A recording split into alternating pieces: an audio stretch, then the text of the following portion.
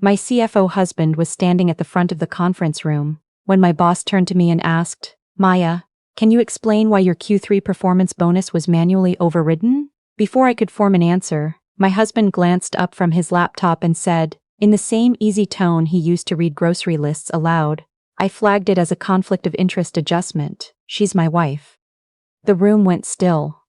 Not the polite kind of still that happens when a meeting shifts topics, but the kind where you can hear the fluorescent lights humming above you, and your own heartbeat underneath that. My boss, the woman who had personally called me after my final interview to say she was excited to bring someone with my background onto the team, looked at my husband, then she looked at me. What I saw in her expression was not confusion exactly. It was the controlled, deliberate look of someone who has just understood something she should have recognized much sooner. "Kieran," she said quietly, "I think we need to continue this separately." But I'm getting ahead of myself. Because that moment didn't come out of nowhere. It came at the end of 4 years of small surrenders, so gradual I almost convinced myself they were choices. I married my husband when I was 28. He was 34, already a VP of finance at a startup that had just been acquired. I was 2 years into my career as a software engineer, and I thought he was the most competent, organized person I'd ever met. He had opinions about everything. Mortgage rates, the best Austin neighborhoods, which health insurance tier was actually worth the premium. And at 28, that certainty felt like safety. I confused being managed for being loved. We got married in a small ceremony in the Texas Hill Country. 26 guests, a caterer from San Marcos, wildflowers on every table. He planned most of it because he said, I had enough on my plate with my new job at Bridgepoint Technologies. I thought that was generous of him. The first year felt like partnership. The second year felt like the ground shifting, so slowly I couldn't name when it had started. It began with the finances. He suggested we consolidate everything into a joint account. One pot, simpler, less administrative overhead. Those were his exact words, administrative overhead. I remember thinking it sounded reasonable. I'd never been great at tracking expenses, and he had a system. Color-coded spreadsheets, monthly reconciliations he ran on Sunday mornings before I was fully awake. I closed my personal checking account in February of our second year without giving it much thought. By year 3, something subtle had calcified. I didn't have a goal attached to anything that was only mine. Any purchase over a couple $100s became a conversation, and not the easy kind. He never said no outright. He'd ask clarifying questions with a kind of patient, faintly disappointed tone. Do you really need this right now? Did you compare options? Is this the best use of the money this month? Until by the end of the exchange, I'd talked myself out of whatever I wanted. I told myself this was budgeting. I told myself a lot of things. When Bridgepoint recruited me as a senior software engineer, he came with me 6 months later, interviewing for and landing the CFO role. I told myself and anyone who asked that we were scrupulously professional about keeping our work lives separate. I believed that for a long time. The bonus discrepancy appeared in my pay stub on a Thursday in October. I'd been expecting $14,000, my standard quarterly performance bonus, based on the rating my direct manager Nolan had given me. What actually posted was $8,400. I sat in the Bridgepoint parking garage and stared at my phone for 5 minutes. That evening, I asked my husband about it. He was at the stove making dinner, his back to me, and he answered without turning around. He told me he'd run it through the discretionary override process because as the CFO he couldn't allow his wife to receive top-tier performance bonuses without secondary approval. It would look like favoritism. He said it was documented. He said it calmly, the way people say obviously. That's $5,500, I said. It's the compliant amount. He turned around then and looked at me with something patient and faintly sorry, like a physician explaining a chronic diagnosis. I can't appear to be showing you preferential treatment, Maya. You understand that. I understood that he was telling me I should be grateful for his diligence. I let it go. I told myself it was a 1/4 anomaly, that he had to be extra careful because of appearances, that the word for what he was doing was professional, rather than controlling. I was fluent in that particular self-deception by then. There had been other things.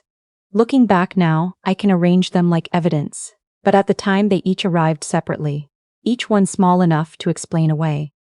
Earlier that year, I'd been removed from a high-visibility infrastructure migration that Bridgepoint's board was closely watching. Exactly the kind of project that builds a career. Nolan had told me, apologetically, that leadership felt it was better optics for me to step back given my husband's executive role. I accepted that. I told myself I understood the sensitivity. I spent 3 months quietly proving myself on smaller assignments instead. Nolan eventually told me, in the kind of conversation that takes someone a long time to work up to, that the instruction to pull me off the project had come directly from my husband. Not from our CEO, not from the board. From my husband, in a one-on-one with Nolan that had been framed as him doing me a favor. She's been stressed lately. I don't want her overextended. He had decided I was overextended, without asking me, without telling me. There were the networking events I'd been signed up for, and then quietly not signed up for. The leadership development program my husband had told HR, in an email I never saw, that I was declining due to family commitments. I had no family commitments. I hadn't known about the program. And then there were the RSUs. Restricted stock units that vested quarterly as part of my compensation package. I didn't fully understand what had been happening with those until Ingrid showed me the audit report. But on that October Thursday, sitting in my car with a pay stub missing $5,500, I only knew about the bonus.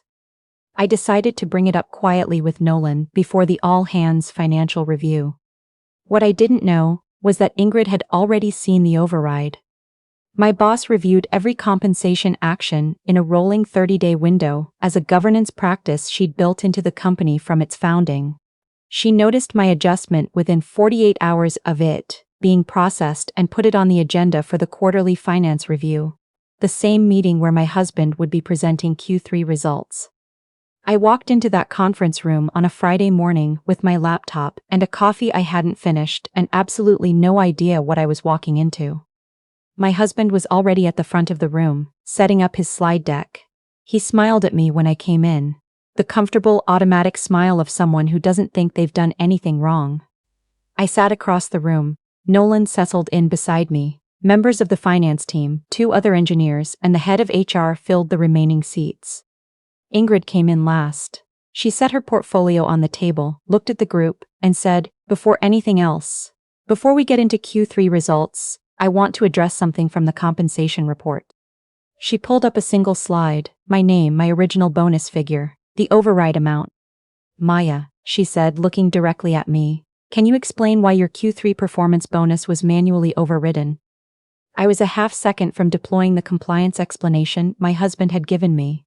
I could feel the words forming when he spoke first.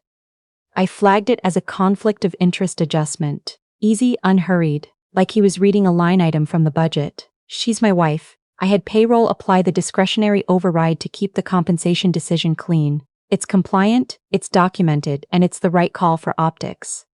He looked pleased with himself. The specific pleasantness of a man who has anticipated a problem and solved it before anyone else noticed. What happened to Ingrid's face in the next 4 seconds I will not forget for the rest of my life. The slight narrowing of her eyes.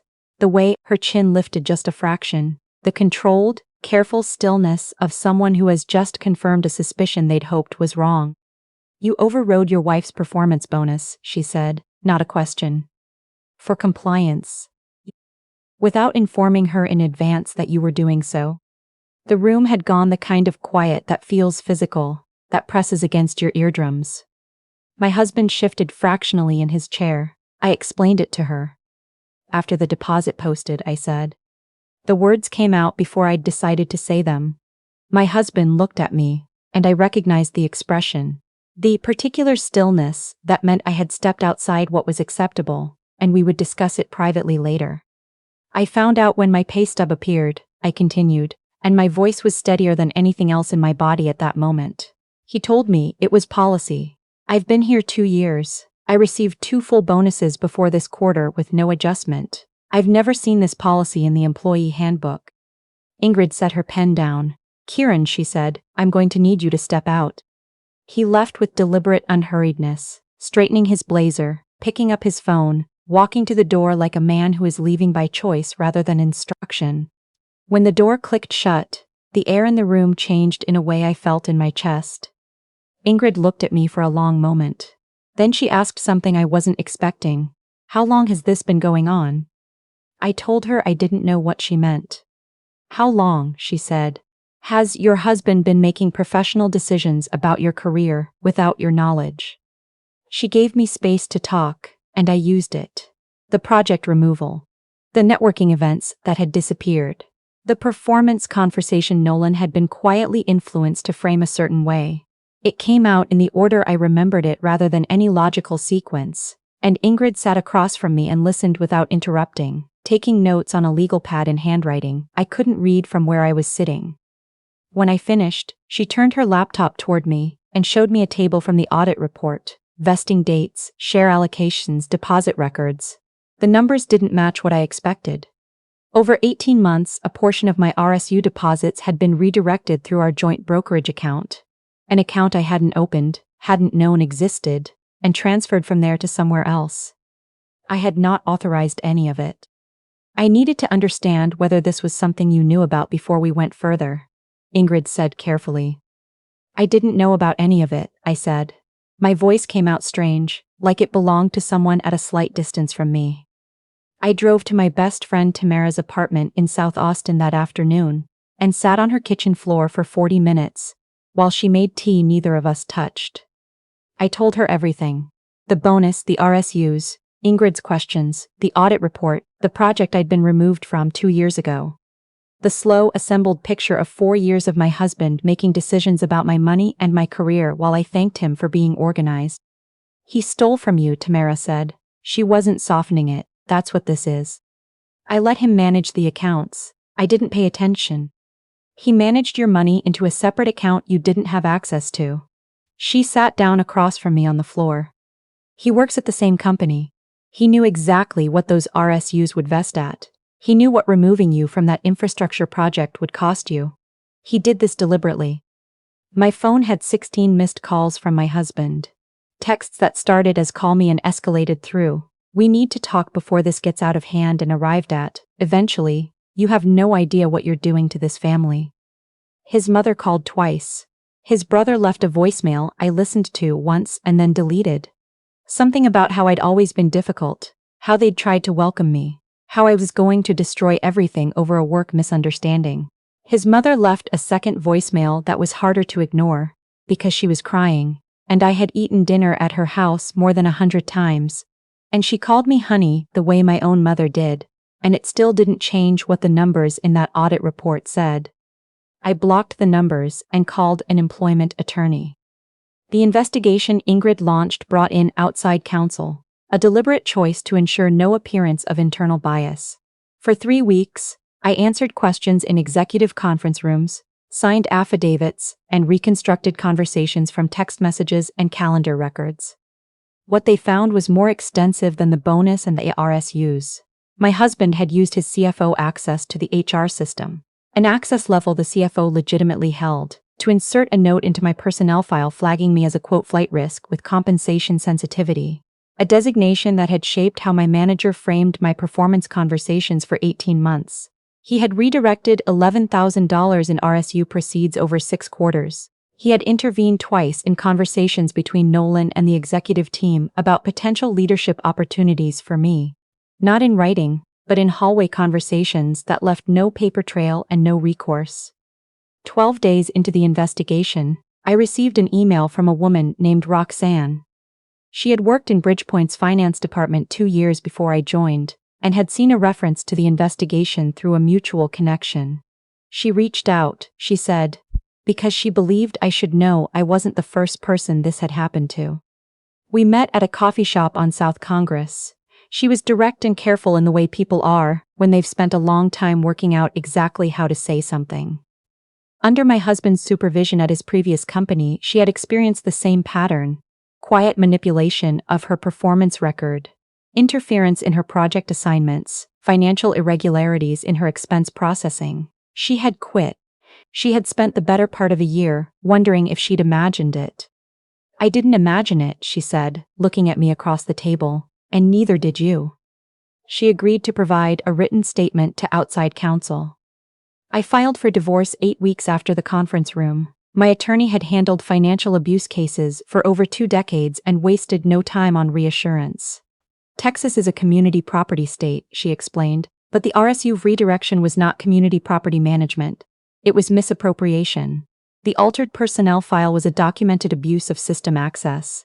The bonus override was an undisclosed conflict of interest that violated Bridgepoint's internal policies and potentially triggered securities regulation concerns, given the equity compensation involved. We're going to document every dollar of what his interference cost you, she said, going back as far as we can establish. My husband retained an attorney who spent the first 2 months arguing that I had implicitly consented to everything by allowing him to manage our finances, that I had benefited professionally from his executive position, that I was weaponizing a workplace dispute for advantage in a divorce. It was the kind of argument that sounds almost credible until you hold it against system access logs, audit trails, Roxanne's written statement, and emails that turned out to be recoverable from a backup server. The settlement was finalized the following spring. He returned the redirected RSU proceeds with interest. He paid my legal fees. Bridgepoint had already terminated his employment months earlier, a decision the board made independently based on the compliance violations, before the divorce proceedings had progressed far enough to be relevant. I was awarded the equity in our home in Buda. I sold it, I didn't want to live there. I found an apartment in East Austin with large south-facing windows, and a second bedroom I turned into an office.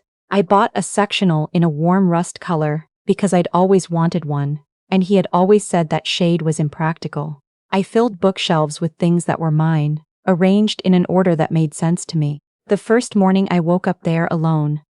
I made coffee and stood at the kitchen window and watched the neighborhood come alive in the flat early light, and I did not need anyone's approval for a single thing. Nolan stopped me in the hallway 3 months after everything had settled. He looked like a man who had been composing a sentence for a long time. I should have come to you every time he mentioned your name in those conversations, he said. I should have asked whether what he was telling me matched your own account of your work. I didn't, because he was the CFO, and I assumed he had information about you that I didn't have. A pause. He didn't. I'm sorry. I know, I said. Thank you for saying it. Ingrid called me into her office the following month. The cloud infrastructure project, the kind of high-visibility work I had been quietly blocked from for 2 years, needed a technical lead. She offered it to me. You were always the right person for this, she said. I'm sorry it took this long to get here without interference. I delivered the project 4 weeks ahead of schedule. I ran into my ex-husband once, at a farmer's market in Mueller on a Saturday morning in June, near a table of peaches. He saw me before I could decide anything. We said hello the way people do when a marriage is something that happened in a previous chapter. He told me he'd heard about the project. I thanked him. Then he said, with a flatness that didn't ask for anything in return, that he was seeing a therapist. That he was trying to understand why he'd done what he'd done. He said it the way someone states a fact they've had to practice saying out loud. I hope it helps, I told him. I meant it. The way you can mean something without it changing anything that already happened. We went our separate ways.